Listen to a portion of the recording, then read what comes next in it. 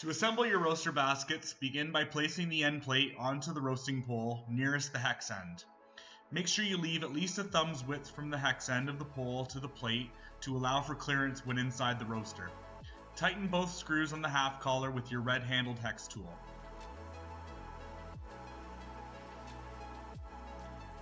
Next, using one of the baskets to measure the distance, place the other end plate on the roasting pole.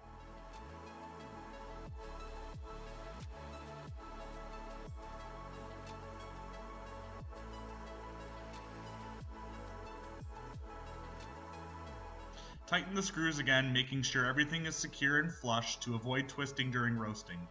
It is also important to leave some room on the hanging points so the baskets have room to swing freely.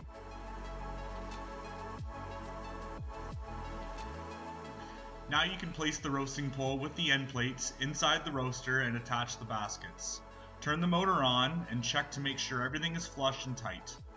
To save time on cleanup, you can also line the baskets with tin foil before placing your food in to be roasted.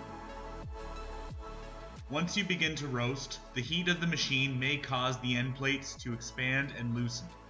Tighten the half collar screws every couple of minutes for the first 15 minutes to make sure the baskets are spinning flush and not twisting.